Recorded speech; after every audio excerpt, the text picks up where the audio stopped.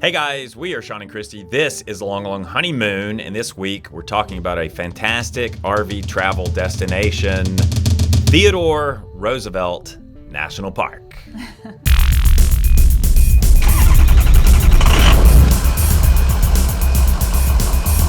Well, when you think about national parks out west, you probably think about Yellowstone, you think about Grand Teton, you think about Glacier, you may think about Mount Rushmore.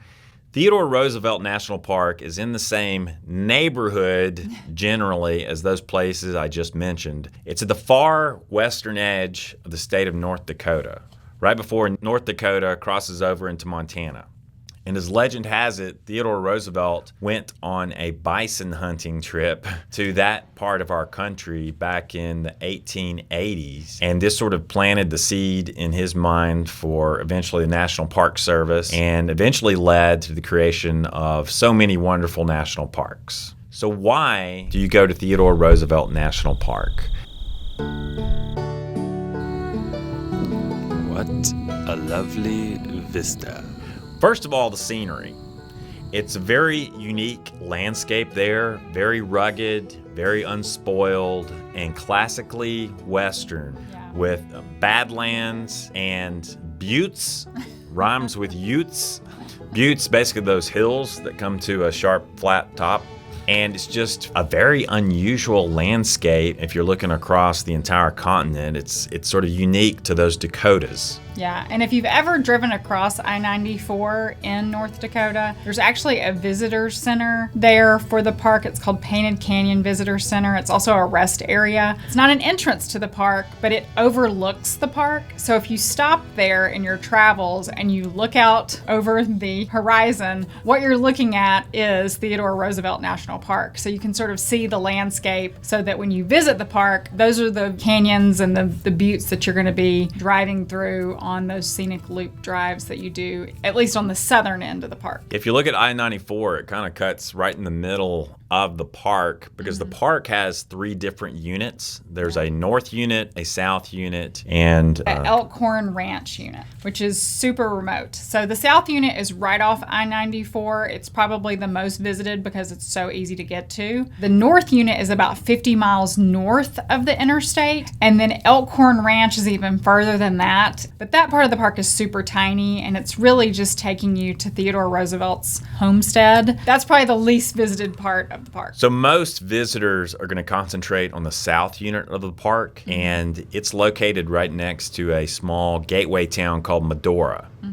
Medora. In Medora, you will find lodging and restaurants. There are RV parks and campgrounds that are full hookup. For some reason, we encountered the fastest internet service ever in North America. I think there must be a secret military installation in Medora. Yeah. Because the Red Trail Campground had incredible internet, at least when we were there. I don't know if that's still true. In the town of Medora, it's a small town, but they have a lot of tourist-focused activities. There are a few restaurants and small little convenience store type situations. There's not really a grocery store there. If you want to get groceries or have access to like a bigger chain store like a Walmart, you're going to have to go to Dickinson, which is about 35 miles east of Medora.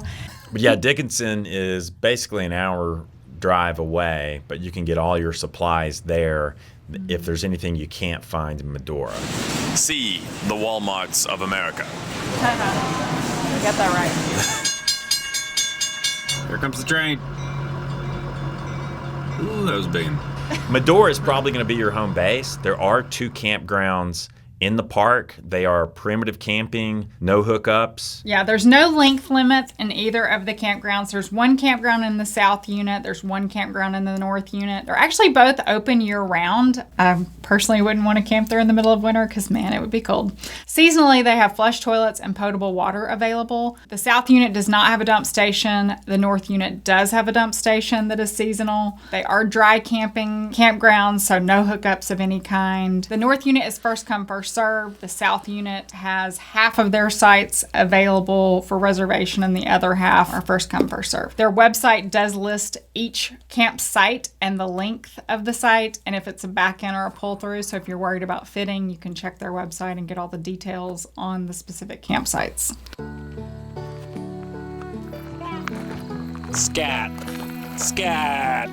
There are some great hiking trails in the park where you can go out and kind of explore that on your own. There's also some really unique and interesting wildlife viewing in the park. So we're at Roosevelt National Park, and some bison decided to stroll through the parking lot. At the moment, I'm standing atop Buck Hill, which is the highest point in Roosevelt National Park. Bison, obviously, there are herds of bison around there. And by the way, do not approach the bison.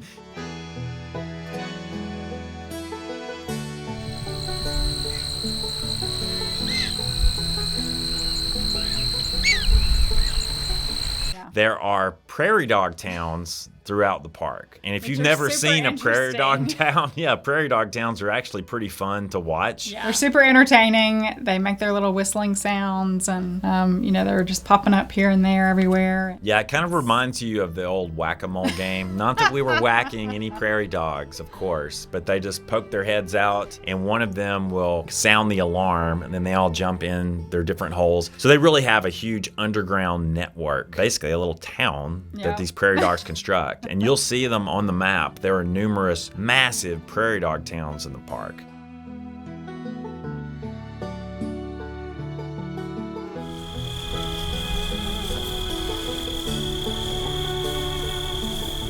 Another unusual wildlife viewing opportunity here, feral horses or wild horses. We call them wild horses. Somebody out there is going to say they're not wild, they're feral, because they actually descended from domesticated horses.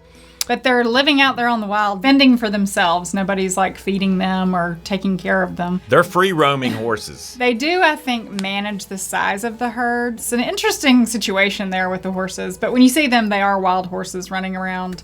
And it's pretty unusual to see. I can't think of any other national park that we've been to where you see wild horses. You know, they do walk through trails and through parking lots and all that kind of stuff. So keep your eyes peeled for them because you never know where they'll be. The horse supposedly evolved in North America, then it was extinct in North America, and then about 500 years ago, it was reintroduced by the Spanish to North America. And that's why they refer to these as feral, because I guess 600 or 700 years ago, there were no horses in North America. Now they're back, and they're once again living wild and free. Just like those bikers down in Sturgis. The park that we're most familiar with is that south unit that's just off the interstate near the town of Medora. They have a 36-mile scenic loop drive that you can do. It takes about an hour and a half to 2 hours if you're just doing the drive, but of course you're going to stop and take photos, and there are scenic overlooks that you can stop at. There are trailheads along the way if you want to stop and hike and that sort of thing. But that's probably what most people do when they visit, is do that scenic loop so that they can see all sides of that southern end of the park. It's super easy to access and great experience that I think often gets overlooked. It's not a national park that you hear a lot of people talking about, but it is really beautiful. To me, that's one of the main reasons to go to Theodore Roosevelt National Park. It's a little bit off the beaten path, but you kind of go there to feel like you're out there. If you're the type of person who likes being away from the grind of urban environments and civilization, you'll feel like you're out there when you go to this park and that part of our country. Absolutely. Like, to me, that's the real appeal. Yellowstone has more than 4 million visitors a year. Theodore Roosevelt has a fraction of that. We've been at least twice, I think maybe 3 times. When we've been in the height of summer, when it should be super busy, at least where it is at most national parks, we didn't feel like it was crowded at all. I mean, very few other people. You didn't get caught in a traffic jam or any of that sort of thing. No crowds on the hikes or the trailheads or overlooks or that sort of thing. So it's actually kind of like having a national park that's really cool all to yourself. I mean, there are other people there, but it's not the mobs that you see when you go to Yosemite or Yellowstone.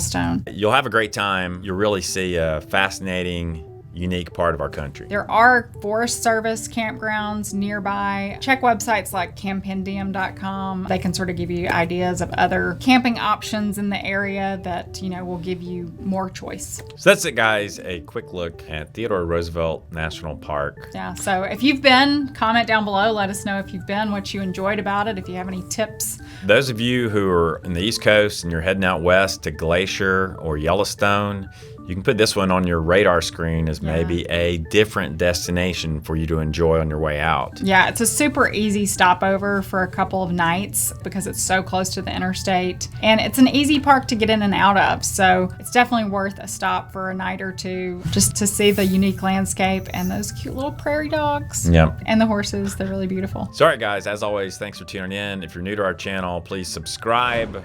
We will be on the road. We have been tending to a Chihuahua medical emergency. She's okay. The patient is resting comfortably. Yeah, she's been pretty pitiful, so we didn't want to get on the road because she still needs us. So once we have our Chihuahua squared away and healthy, we're going to be back out there on the road. Look for us in the very near future. If you guys enjoyed this video, please give it a thumbs up, share it with any friends or family that you think might find it helpful or useful. And if you haven't yet, please click that subscribe button down below and click the bell icon if you want to be notified every time we upload a fresh video. Until next time, what do we say? Lo, guys.